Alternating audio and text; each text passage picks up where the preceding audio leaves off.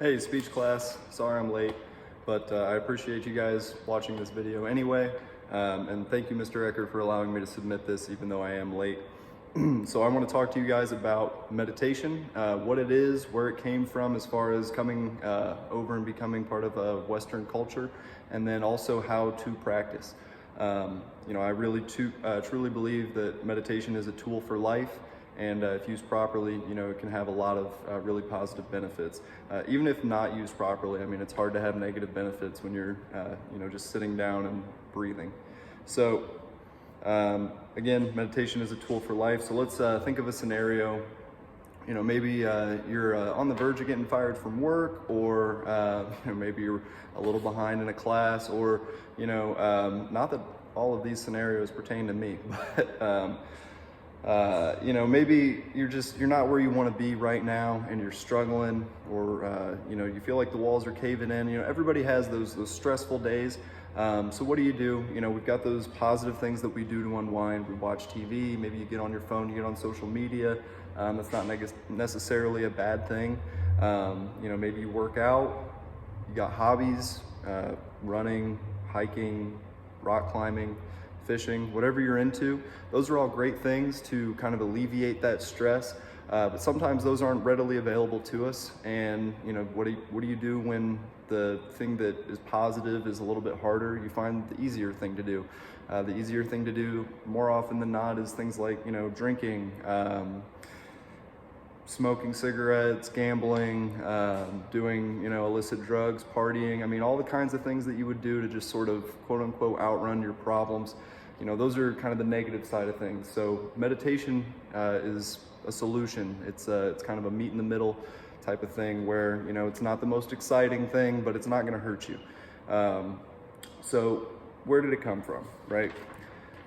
Meditation came over to the West. Mindfulness meditation specifically was really brought over throughout the 1970s by a man named John Kabat-Zinn, and he defined mindfulness meditation as paying attention in the present moment non-judgmentally. So you don't want to sit there with your thoughts and beat yourself up, and you also don't want to sit there and hype yourself up. You want to sit there and just, as thoughts come, when you're sitting there doing mindfulness meditation, more often than not, your eyes are going to be closed, you're going to be doing some deep breaths, and you're just going to let thoughts come in and let them go. And this actually brings me to my next topic that I wanted to hit on. So mindfulness meditation was actually part of a somewhat recent survey, or a study rather, on tinnitus in 2017, specifically a randomized controlled study of mindfulness meditation versus relaxation therapy in management of tinnitus.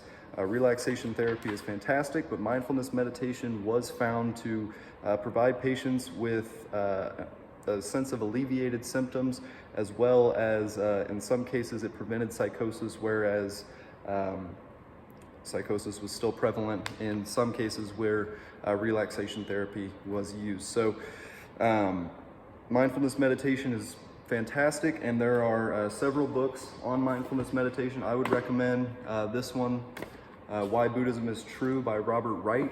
He does a great job of just explaining his experiences with mindfulness meditation.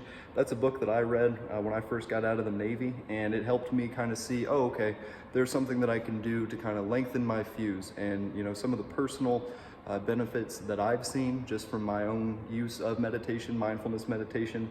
I'm slower to anger. I've got an increased ability to manage my emotions, whether that's happiness, sadness, whatever. It's just you want to be able to experience those things without them overwhelming you. And that's kind of where mindfulness meditation comes in, because the more you practice it, and again, referring back to this book, it talks a lot about studies that have been done on folks that have practiced mindfulness meditation over the course of 10 years, and your brain will react differently. You put in the 10,000 hours of mindfulness meditation, there will be physiological changes to your brain, and that's,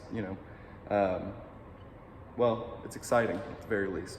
So moving on, there are several other things that I'd really like to squeeze in here, but I just don't think I'm going to have the time. But I do want to point out a couple other resources that you guys could use. If you're not sure exactly what to look for as far as getting into meditation and that kind of thing, and you want a little bit more holistic look at what it would be like to sort of incorporate it into a daily practice, I would recommend getting into the Everything Essential Buddhism book. And then beyond that, there's a man by the name of Dr. Wayne Dyer. He has a book called Getting in the Gap. I don't have that one with me. He talks about getting in the gap as being, the gap as being the place between your thoughts. And that's sort of where you want to try to get to with mindfulness meditation as well. His japa meditation has a little bit more of a verbal aspect to it, some chanting. You don't necessarily have to get into that, but I would recommend incorporating mindfulness meditation. You know, if you're experiencing any stress, and even if you're not, it's just something that can help you get to know yourself better and help you navigate, life. So thanks for watching my speech. I appreciate you guys. Have a good one.